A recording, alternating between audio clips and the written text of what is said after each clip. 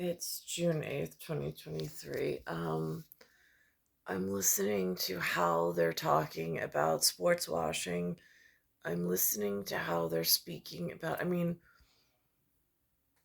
all the sports in North America have changed. I don't know why. Their sports have changed, their sports players have changed. It is like almost like an infection taking over, like a necrosis of the whole body of everything that was once sacred by some invading. Like it's no longer sterile anywhere. And this is like an increasing concern at so many levels. I mean, so anyhow, so I'm listening to the conversation, and it, like, just prior to this PGA announcement about this live, and I'm listening to him with a real keen ear at I know where the Keene building it was on Long Island, and who was there at Staircase is named after really influential people at HNWI. And then I'm looking, just prior to that, they have Djokovic, and Nuggets beat the Heat in game 3. And I'm like, now, on one hand, it says Nuggets, but I think that some of the whatever pronounce it as nougat. And I'm like, does that change the situation? For me, it doesn't, but that's at the world stand still or stood still already. And now I got some situation going on.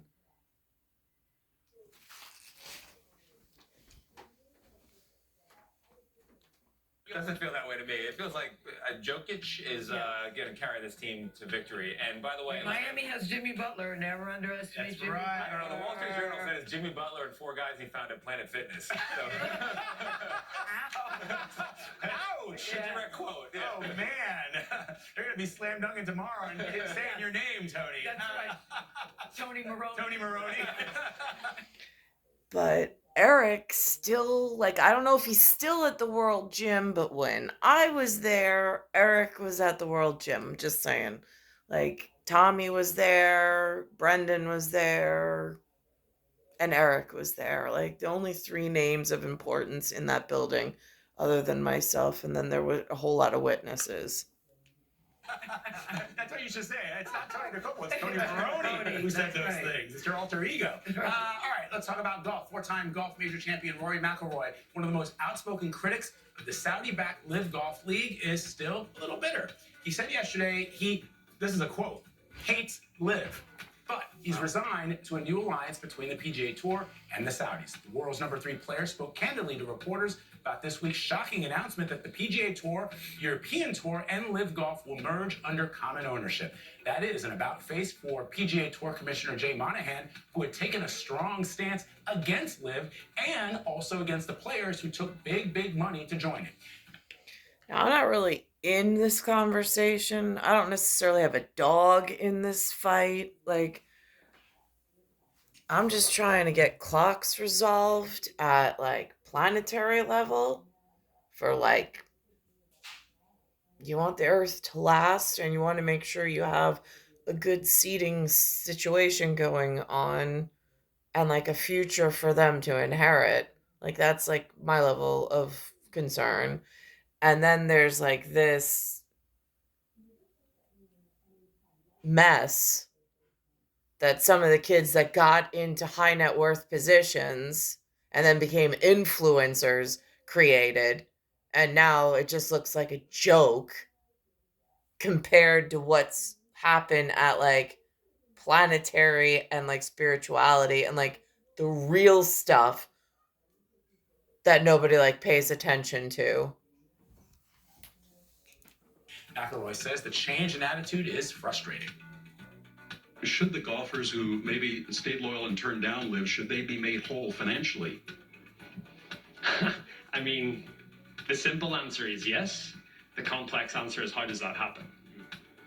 Right? It's hard for me to not sit up here and feel somewhat like a sacrificial lamb, and feeling like I've put myself out there and this is what happens. I said it to Jay yesterday, you've galvanized everyone against something, and that thing that you galvanized everyone against, you've now partnered with.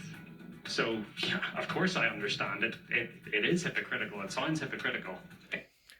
Oh, did he ever run in with a J too? Because again, J. Crew runs like the gamut. It just seems they're sprinkled here and there.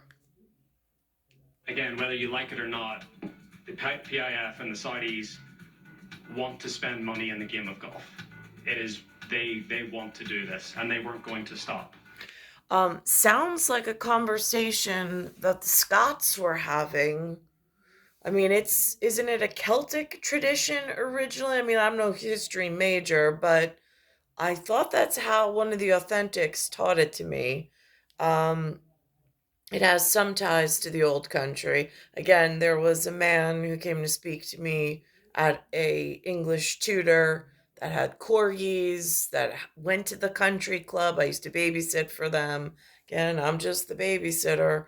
But I witnessed for them the wonderful, she had 3 sons also. And again, like, I don't want to get in a fight. Carnegie versus like Rockefeller or like whatever, Vanderbilt, like all really HNWIs in our historical reference to this area. But there's some real serious issues in things have been changing. And then there's that whole fuel and gasoline credits and some whatever, and then causing the situation that's going on.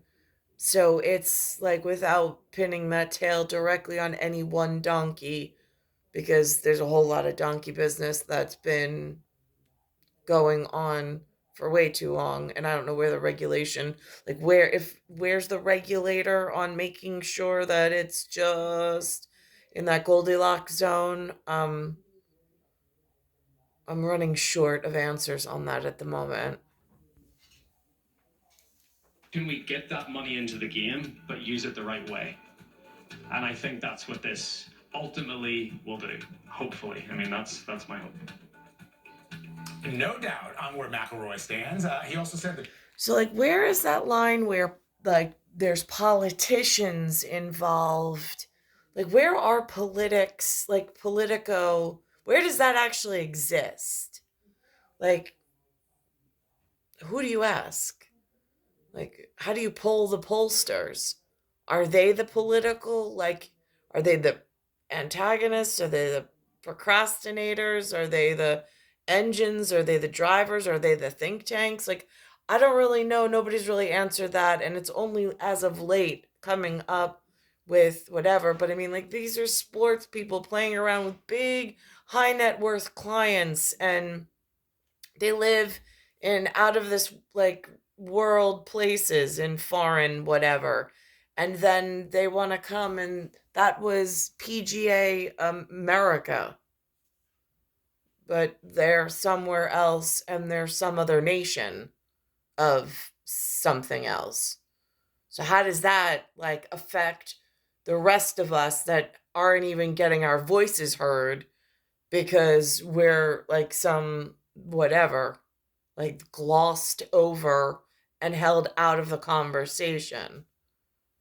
I mean, where is our turn to say, like, excuse me, like, we need, like, why does everybody need, like, a right now like, where is it on the schedule? I might not be able to get to that answer until 2028. There's a few things that need to be discussed with a very specific group of people, and they're, like, scattered at the moment. The tour's future is better off as a whole with the new alliance. So he's speaking out, and what he's saying is, look, it sounds, you guys were saying that this was a terrible thing, And the golfers had turned down all the money too. that's right, and now They've been saying don't take the money, and then they were like, we're gonna take the We're gonna take the money. That's the lesson for the kids at home, I guess. It's not a great lesson. no. But I keep thinking about Jim Axelrod's piece yesterday about that example that he gave. Like, who are the policymakers that have been making policy? Is that, like, after Like your house was broken into, they've torn apart all of your furniture. The house doesn't even look like the house that you enter and expect to look a certain way. It's like the whole thing's been ransacked. They're redecorating your entire house. And then it's like, I don't even recognize where I am anymore. But then, like, other now new stuff comes up like this, like, just don't mind us. We're just gonna quiet you all and then poison you all with some really bad air quality. And when we have a temper tantrum, we'll light some fires in Canada and just shut you in, like, for a few days to really piss you all off. I mean, like, again, it just feels like more punishment, more this, more that, after somebody's not making the right decisions and allowing some really dangerous people to just move about and do whatever the hell they want. I mean, where's the repercussions? Where's the, like, no, you can't come in, or no, you can't do that, or no, you can't participate in that manner? What happened to those people? About the man who's in prison who spoke out on Twitter. Yeah. The human rights violation still matters. They do indeed. Glad, thank you. Head fortune femster comedian. And now here's the British Canadian wildfire. So that's coming down.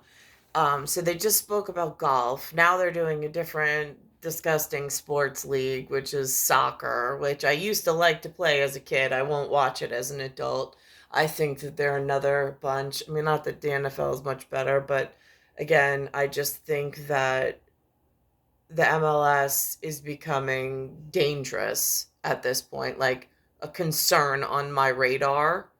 And I'm watching how they're promoting this messy situation, pun intended.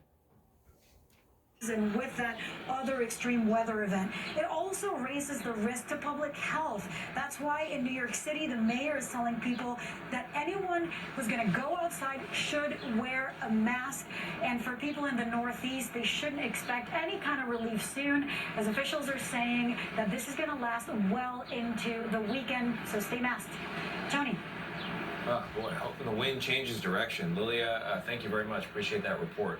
We're going to turn now to a major story from the world of sports. The man that many people say is the best soccer player of all time, certainly one of the most iconic stars in the world today, plans to play his next season right here in the U.S. Lionel Messi says he is signing with the Major League team Inter Miami. He's a World Cup champion. He'll reportedly be offered the option to own a stake in the team, which happens to be co-owned by retired star David Beckham, and he may get a cut of streaming revenue from Apple.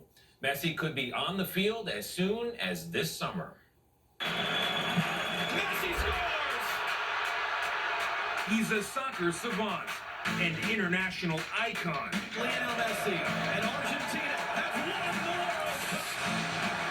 world. And now, seven-time World Player of the Year, Lionel Messi is bringing his otherworldly talents to American soil. Messi, he's off the goal.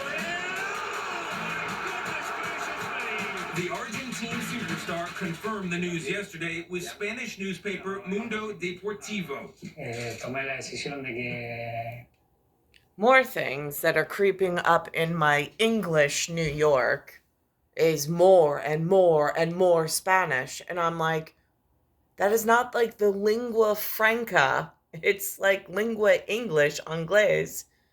I don't understand how it's changing, and it's very concerning. And then I hear the enthusiasts, and I'm even more disgusted with their promotion of this. He's here, and he's going to cast a white-hot heat on the game here as the World Cup comes in 2026. Gail, we're going to become a normal football nation. Oh. Wow. Well, I was a kid when Pele came to New York to play Roger, so we'll see what happens. It didn't work out so well for the New York Cosmos, but let me ask you about the money that the Saudis tried to throw at Messi to bring them. We're talking to bring him to their clubs. We're talking hundreds of millions of dollars. So explain to our viewers. No. And he said no to that. Explain what the Saudis are trying to accomplish here, because a lot of people are sort of scratching their heads and saying, got a lot of issues when it comes to human rights. that you're saying to us, don't look at that, and let's look at sports. Yeah. Yeah, so Lionel Messi is at this point, as an athlete, a rare ether. He is like the crown jewels or the Mona Lisa. He's literally priceless. So very few football teams can actually afford him. And he was leaving Paris Saint-Germain, who are owned by a nation state, the Qataris, so they had infinite money. And he's from, his team is Barcelona. He's won 10 titles with them. He wanted to go home like a salmon swimming upstream. But they have been so reckless with their money, they couldn't afford him. And that left Saudi Arabia, or MLS, and the Saudis offered him $1.3 billion over 2 years, which is Gayle King money. But his wife... No, it's Oprah Winfrey money, Roger. It's Oprah Winfrey money. Don't get it. All black people don't look alike. You meant to say Oprah. Wow. Gayle King, I'm your agent here. I'm trying to get you there. But that's what they offered him. And MLS countered with a very creative offer. Ultimately, Messi's wife did not want to go and live in Saudi Arabia with their 3 young kids. And they have a house in Miami. They like... And then this, going off of that perfect segue, goes into this foo bar, which they explain what that is, because I wouldn't have any idea what that is. Now she's starring alongside Arnold Schwarzenegger. What? I know. In the new Netflix spy thriller series, it's called FUBAR. It stands for, Gail, you know now. I know now. I didn't know yesterday. Effed up beyond all recognition, as we used to say in the Army. Feimster is helping to save the world with Schwarzenegger in his first TV series. She plays a CIA field operative named Rue, whose analytics also help her colleagues' personal lives. Here's a preview. I just airdropped you Recon on Tina. Online purchases, Spotify playlist, Netflix history. It turns out she has a nostalgia erection for the 70s. Sucks for you because men back then were men. Steve McQueen, Paul Newman. And you ain't them. I don't know. We grabbed late night tacos the other day, and she just complimented my muscles. It's because we're undercover. You think she's really interested in your linguini arms? You got her. Fortune Feimster joins us now. Welcome to the show. Oh, thank you guys for having me. We're so happy you're here. The movie's... It's star 1978, star 8378, Nicole, Cattaruzza. It's Earth, solar system, Milky Way universe, galaxy is broken, and it's Bayside Station, Bayside, New York, 11361.